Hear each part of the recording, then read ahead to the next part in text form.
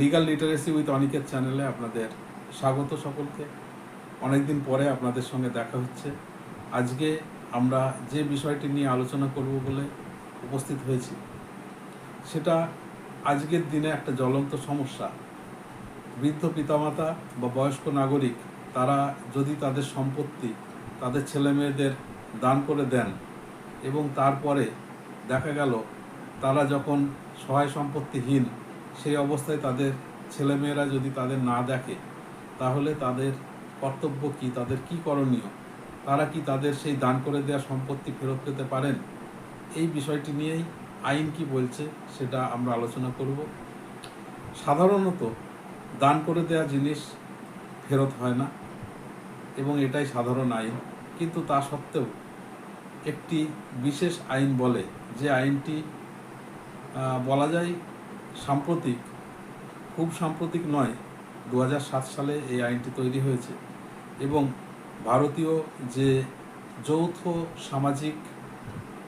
অবস্থান, তাতে নতুন প্রজন্মের পুরনো প্রজন্মের প্রতি যে দায় দায়িত্ব,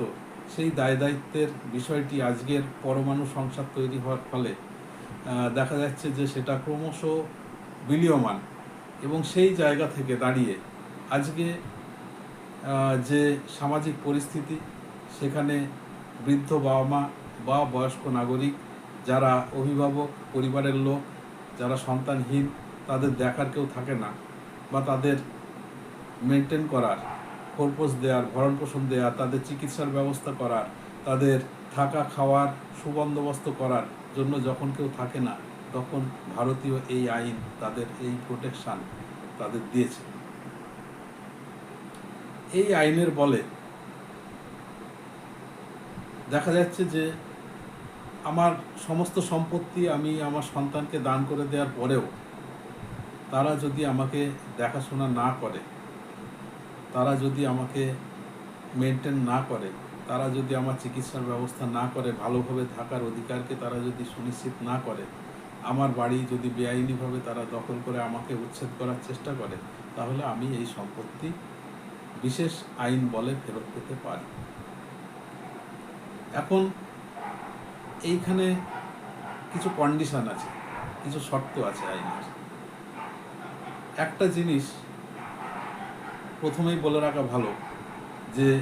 দান সাধারণত নিঃশর্ত হয়। সেই নিঃশর্ত দানের মধ্যে ভালোবেসে আমরা যখন দলিল তৈরি করি, উকিলবাবুরা বা দলিল লেখকরা, তখন বেশিরভাগ সময়ই দাতার কথা মতো আমরা লিখে থাকি বা গত অনুযায়ী লিখে থাকি যে আমরা নিঃশর্তে সমস্ত সম্পত্তি ভালোবাসায় মুগ্ধ হয়ে, প্রীত হয়ে আমরা দান করে দিলাম। এই রকমের পরিস্থিতিতে দাঁড়িয়ে যদি এই রকমের দানপত্র তৈরি হয় এবং পরবর্তীকালে দেখা যায় যে সন্তান, সে ছেলেই হোক বা মেয়েই হোক, বা নিঃসন্তান দম্পতির বা ব্যক্তির যিনি উত্তরাধিকারী, যিনি তার সম্পত্তি পাবেন ভবিষ্যতে বা বর্তমানে ভোগ করছেন, তিনি যদি তাকে না দেখেন সম্পত্তি পাওয়ার পরে, তাহলে তাদের আর আইনত বলুন কোনো কিছুই করার থাকে না, কারণ বয়সটাও ক্রমশ বাড়তে থাকে এবং সেখানে চলাফেরার ক্ষমতা থাকে না। সেখানে যদি তাদের তাড়িয়ে দেওয়া হয় বা তাদের ওপর অত্যাচার করা হয়, তাদের কিছু করার থাকে না। এই রকমের পরিস্থিতির যাতে শিকার কেউ না হন, সেই জন্য এই আইনের, যেটা 2007 সালের বয়স্ক নাগরিক এবং পিতামাতার কল্যাণ বা সুরক্ষার জন্য যে আইন তৈরি হয়েছে, welfares of senior citizens and parents act 2007, সেই আইনে এর একটা সংস্থান রাখা হয়েছে, একটা প্রতিকার রাখা হয়েছে। সেই প্রতিকারটা কি? এই আইনের 23 ধারা অনুযায়ী যদি কোনো বৃদ্ধ পিতামাতা এবং তাদের যে সম্পত্তি, তাদের যে আয়ের উৎস যদি সেই সম্পত্তি হয়, সেই সম্পত্তি বা ঘরবাড়ি তাদের সন্তানদের নামে লিখে দিয়ে থাকেন বা দানপত্র দলিল করে দিয়ে থাকেন, এবং তারা আশা করেন যে সন্তান সন্ততি তাদের ভবিষ্যতে দেখবে, বা তাদের আয়ের উৎস যেহেতু বন্ধ হয়ে যাচ্ছে, এই সম্পত্তির আয় থেকে তাদেরকে ভরণ পোষণ ভবিষ্যতে তাদের সন্তানরা করবে, অথচ এটা নিঃশর্ত যদি দান করে দেওয়া হয়, সেক্ষেত্রে তারা যদি পুত্র বা উত্তরাধিকারী যদি না দেখে তাদের কিছু করার থাকে না। সেই ক্ষেত্রে তারা, যাদের বিকল্প আয় নেই, বিকল্প কোনো সংস্থান নেই, তারা এই দলিল করার আগে একটা ছোট্ট শর্ত তাদের রাখতে হবে। সেই শর্ত অনুযায়ী যাতে যে আমি এই সম্পত্তি, আমার সম্পত্তি আমার পুত্র বা উত্তরাধিকারী যাকে দান করছি তিনি পাবেন, তাকে আমি দিয়ে দিচ্ছি, কিন্তু আমার ভরণ পোষণ এবং ভবিষ্যতের থাকা খাওয়া চিকিৎসার সমস্ত সুবন্দোবস্ত তিনি করবেন, এই আশায় আমি এটা দান করছি। অন্যথায় সেই দান আমি ফেরত নিয়ে নিতে পারি বা ফেরত নিয়ে নেব,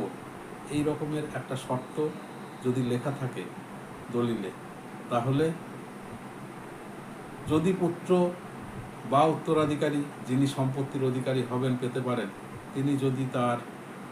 কর্তব্যে অবহেলা করেন, তাহলে সেই সম্পত্তি এসডিওর কাছে একটা দরখাস্ত করে তিনি পিতা বা মাতা বা অভিভাবক, বয়স্ক অভিভাবক যিনি হন না কেন, তিনি যদি গিয়ে সাধারণত মহকুমা স্তরে মহকুমা শাসকের কাছে আবেদন জানান, একটা লিখিত ফর্ম আছে, সেই ফর্ম অনুযায়ী একটা মামলা করেন, এটা একটা ট্রাইব্যুনাল, বিশেষ ট্রাইব্যুনালের ব্যবস্থা করা হয়েছে আইন অনুযায়ী। সেখানে যদি তিনি দরখাস্ত করেন, তাহলে ট্রাইব্যুনাল প্রথমে সেই পুত্র, কন্যা বা একাধিক পুত্র হলে তাদের তাদেরকে ডেকে, বা উত্তরাধিকারী যেমন যে ক্ষেত্রে প্রযোজ্য, তাদেরকে ডেকে তাদেরকে উভয় পক্ষকে শুনানির মাধ্যমে এবং তাদের দায়িত্ব স্মরণ করিয়ে দিয়ে তারা তাদের দেখার জন্য অনুরোধ করবেন বা আদেশ দেবেন। এবং তারপরে যদি দেখা যায় যে সেই আদেশ পালিত হচ্ছে না,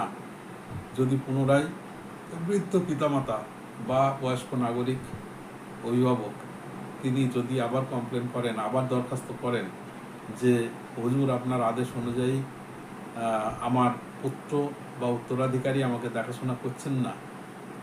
তাহলে সেই ট্রাইব্যুনাল বা আদালত, এক্ষেত্রে মহকুমা শাসক, তিনি লিখিতভাবে আদেশ দিতে পারেন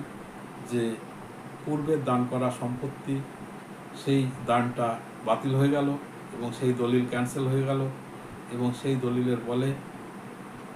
যে অধিকার তাদের কাছে বর্তে ছিল সেটা আবার ফেরত চলে আসবে,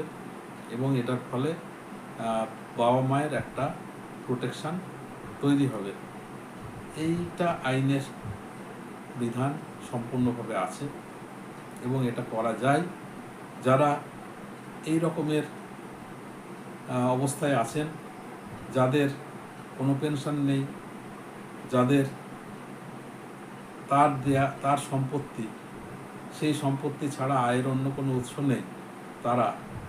যখন ছেলে বা মেয়েকে দান করবেন, অবশ্যই দান করবেন, আপনি ভালোবেসেই দান করবেন, কিন্তু সঙ্গে ছোট্ট এই কন্ডিশনটাও রেখে দেবেন যাতে ভবিষ্যতে পুত্র বা কন্যা আপনাকে বাড়ি থেকে বার করে দিতে না পারে, আপনার দেখাশোনায় অবহেলা করতে না পারে, এবং এক্ষেত্রে আপনি যদি বৃদ্ধ হন, অতিরিক্ত বৃদ্ধ হয়ে যান এবং আপনার যদি এসডি অফিস পর্যন্ত যাওয়ারও ক্ষমতা না থাকে, আপনার কোনো প্রতিনিধি বা কোনো সংস্থা তারাও আপনার হয়ে এই আইনে বলে আপনাকে এই অধিকারটা পাইয়ে দিতে পারে, তারা প্রথমে খোরপোশের অর্ডার হবে, এবং খোরপোশ যদি তার সত্ত্বেও, অর্ডার থাকা সত্ত্বেও, আদেশ থাকা সত্ত্বেও যদি না দেয়, তাহলে সেক্ষেত্রে আপনারা এই যে দানপত্র দলিল সেটাকে ক্যান্সেল করতে পারবেন, বাতিল করে দিতে পারবেন। নমস্কার। যদি এই ভিডিওটা আপনাদের কাজে লেগে থাকে তাহলে অবশ্যই একটা লাইক দিয়ে আমাকে সমর্থন জানাবেন, এবং এই আইনে আরও অনেক বিষয় আছে, সে বিষয়ে যদি কোনো প্রশ্ন থাকে আপনারা অবশ্যই কমেন্ট করে জানাবেন, এবং আপনাদের ভালো লাগলো কিনা অবশ্যই কমেন্টের মাধ্যমে জানাবেন। নমস্কার, ধন্যবাদ।